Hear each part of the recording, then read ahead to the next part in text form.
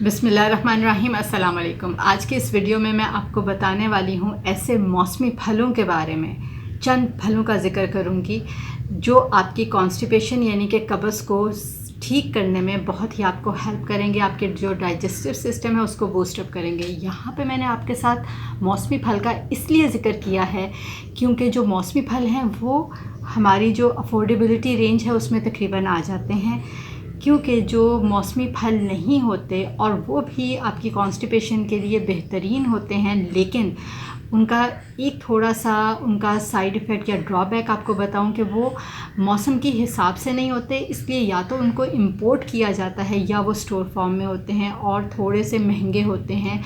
लेकिन जो मौसमी फल की खासियत ये होती है कि वो इजीली अवेलेबल होते हैं, मार्केट में मिल जाते हैं और मार्केट में हमें रेडियो के ऊपर भी इजीली मिल जाते हैं। और कई मर्तबा मौसम के हिसाब से जब पीछे से बहुत बड़ी उनकी क्वांटिटी आती है तो वो उनकी कीमतें गिर जाती हैं और हमारी अफोर्डेबिलिटी रेंज के अंदर आ जाते हैं। तो इस वजह से मैं आपसे मौसमी फलों का ज़िक्र करूंगी, लेकिन किसी और वीडियो में मैं आपको दूसरे फलों के बारे में भी ज़रूर ज़िक्र करूंगी और कौन कौन सी फूड्स हैं जो आपकी कॉन्स्टिपेशन को रिलीव करते हैं।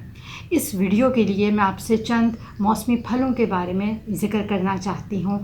चलिए चलते हैं आज की इस वीडियो की जानिब। जो पहला फल मैं आपके साथ डिस्कस करना चाहती हूँ वो है एप्पल।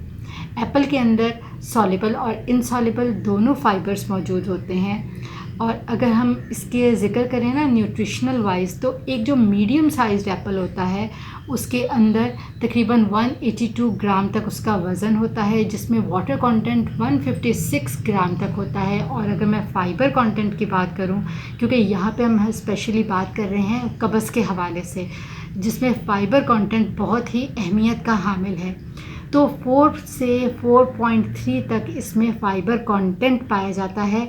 अगर मैं एक मीडियम साइज्ड एप्पल की बात करूं, जो इसमें फ़ाइबर है वो पेक्टिन मौजूद है और पेक्टिन की जो एक ख़ासियत है कि ये एप्पल की स्किन में मौजूद होता है।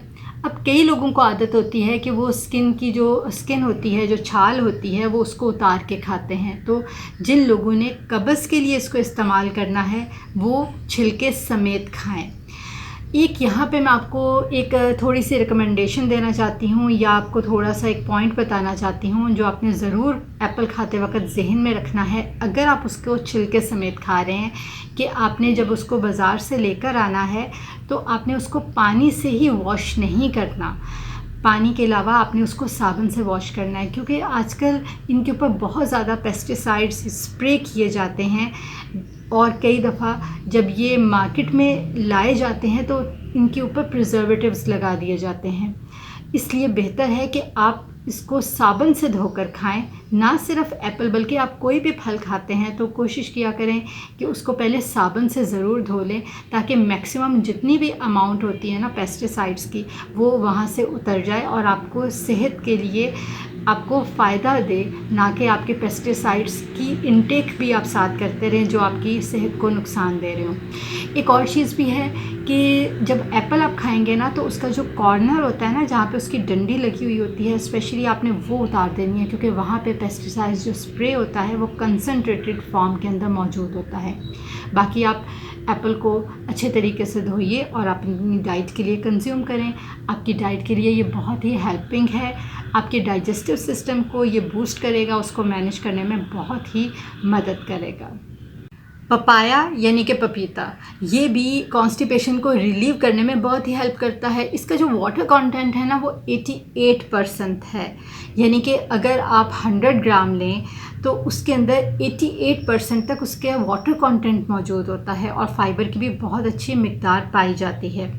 इसकी एक बड़ी क्वालिटी है कि ये एक फीलिंग ऑफ फुलनेस देता है, यानी कि आपका पेट भी भर जाता है, आपको और खाने की तलब भी नहीं होती, यानी कि आप ओवर ईटिंग से बच भी जाते हैं, जिसकी वजह से आपका वज़न भी कंट्रोल रहता है, आपको बार बार भूख भी नहीं लग रही, आपको ये भी फील नहीं होता कि आपका पेट खाली है। तो ये बहुत ही इसकी ज़बरदस्त किस्म की क्वालिटी है। इसके अलावा अगर मैं एक और आपको इसकी खासियत के बारे में बताऊं तो जिन लोगों को हेमरॉइड्स हैं, पाइल्स होते हैं या जिनको डायवर्टिकुलर डिजीज़ है, ये भी देखा गया है कि इसकी कंजम्पशन जो है उन लोगों की ये जो दोनों बीमारियां हैं उसको सेटल डाउन करने में बहुत ही हेल्प करती हैं। क्योंकि अल्टीमेटली अगर हम इनकी बेसिक्स देखें ना तो कहीं पे जाके हेमरॉइड्स और डायवर्टिकुलर डिजीज़ ये हार्ट स्टूल के साथ भी रिलेट करते हैं। यानी कि जब प्रॉपरली स्टूल नहीं बनता या इंटेस्टाइन की मोटिलिटी नॉर्मल नहीं होती तो तब ये बीमारियां तकलीफ़ ज़्यादा देती हैं। रीज़न्स में इनमें हार्ट स्टूल भी आता है, कॉन्स्टिपेशन भी आते हैं। सो जब आपकी कॉन्स्टिपेशन रिलीव हो जाएगी तो अल्टीमेटली क्या होता है कि आपके स्टूल सॉफ्ट भी होगा, वाटर कंटेंट की वजह से आपकी इंटेस्टाइनल मोटिलिटी भी बेहतर होगी और आप हंसी खुशी रहेंगे। आपका जो जब स्टमक सही रहेगा तो आप सारे काम भी अच्छे करते रहेंगे। तो पपाया भी आप अपनी डाइट के अंदर यूज़ कर सकते हैं। सिट्रस फ्रूट की बात करूँ तो जिसमें ऑरेंजेस आ जाते हैं, स्पेशली जिनका मैं यहाँ पे ज़िक्र करना चाहती हूँ क्योंकि ऑरेंजेस आपको इजीली अवेलेबल होते हैं मार्केट में। मौसमी फल के लिहाज से इनकी प्राइसेस भी थोड़ी सी बेहतर होती हैं, आप अफोर्डेबिलिटी भी इसकी रेंज के अंदर आ जाती हैं। तो जब आप ऑरेंजेस लेंगे तो सिट्रस फ्रूट के अंदर आते हैं जिसके अंदर ना सिर्फ पेक्टिन मौजूद होता है बल्कि इसमें एक और जो कॉन्स्टिट्यूएंट इसका होता है जिसको नारंजिनीन बोलते हैं, ये भी इसमें बहुत अच्छी क्वांटिटी के अंदर पाया जाता है। और हमें मालूम है कि ये जो फाइबर कंटेंट और ये जो नारंजिनीन है ये हमारी हेल्थ के लिए बहुत ही हेल्पिंग है, स्पेशली इन कॉन्स्टिपेशन। तो जिन लोगों को कॉन्स्टिपेशन है वो अपनी डाइट के अंदर ऑरेंजेस को ज़रूर इस्तेमाल करें, उनको ज़रूर कंज्यूम करें।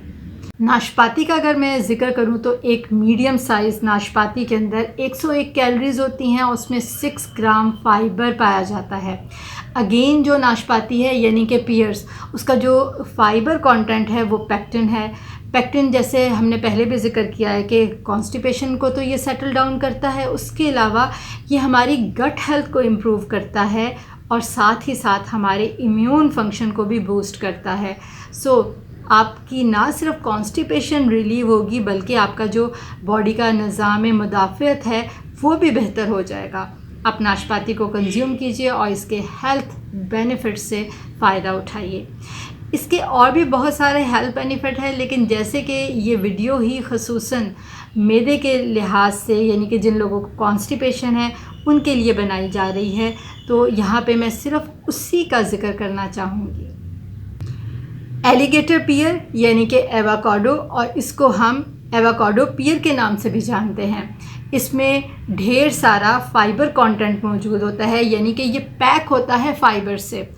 इसकी जो खासियत है कि इसमें इनसॉल्युबल फाइबर है। जैसे हमें मालूम है कि 2 तरह के फाइबर होते हैं, सॉल्युबल और इनसॉल्युबल, लेकिन एवोकाडो के अंदर इनसॉल्युबल फाइबर ज़्यादा मिक़दार में पाया जाता है। अगर मैं एक मीडियम साइज्ड एवोकाडो का ज़िक्र करूं तो उसके अंदर तकरीबन 10 ग्राम तक फ़ाइबर आता है, जिसमें ज़्यादा क्वांटिटी इनसॉल्युबल फ़ाइबर की होती है। इसकी एक और बहुत ही ज़बरदस्त किस्म की ख़ासियत है जिसकी वजह से मैं आपको रिकमेंड करूंगी कि आप इसको अपने एज अ कॉन्स्टिपेशन रिलीवर के तौर पर लें, क्योंकि इसमें मैग्नीशियम पाया जाता है और मैग्नीशियम जो होता है वो हमारा लेग्जेटिव के तौर पर काम करता है। लेग्जेटिव प्रॉपर्टी की वजह से ये कॉन्स्टिपेशन को सेटल डाउन करने में मदद करता है। आप एवोकाडो को अपनी डेली रूटीन लाइफ में यूज़ कर सकते हैं। हाँ, ये मैं आपको ज़रूर यहाँ पे कहूँगी कि थोड़ा सा महंगा है। आप अगर डेली अफोर्ड नहीं कर सकते तो आप महीने में 2 से 3 मरतबा भी आप ले लें, लेकिन डाइट का हिस्सा ज़रूर बनाएं। ये जितने भी मौसमी फल होते हैं ना, इनको किसी ना किसी टाइम पे 1 मरतबा आपने ज़रूर कंज्यूम कर लेना होता है, अगर आप ज़्यादा नहीं ले सकते, ताकि आपकी जो हेल्थ को जो बेनिफिट्स मिलें, इनके जितने भी रॉ जो कॉन्स्टिट्यूएंट्स होते हैं, ज़बरदस्त किस्म के कुदरत ने इनके अंदर बहुत न्यूट्रिएंट्स रखे हुए होते हैं, मिनरल्स रखे होते हैं, विटामिन्स रखे होते हैं, तो ये आपको 1 मरतबा तो इनको नेचुरली आपकी बॉडी को बूस्टअप कर जाएं, जो भी मौसम के हिसाब से हों। बाकी सबकी अफोर्डेबिलिटी रेंज डिपेंड करती है, उसको मैं यहाँ पे डिस्कस नहीं करना चाहती। उम्मीद करती हूँ कि आपको ये वीडियो अच्छी लगी होगी और अगर आपको वीडियो अच्छी लगी हो तो इस चैनल को सब्सक्राइब ज़रूर कीजिएगा और ऐसी ढेर सारी नई वीडियोस के लिए बेल नोटिफिकेशन भी ज़रूर प्रेस कीजिएगा ताकि आपको बर वक्त हमारी आने वाली जितनी भी वीडियोस हैं उनकी नोटिफिकेशन मिलती रहे और आपकी हेल्दी लाइफस्टाइल को बूस्ट मिलता रहे। बहुत शुक्रिया। अगली वीडियो के साथ फिर मिलेंगे। अल्लाह निगहबान।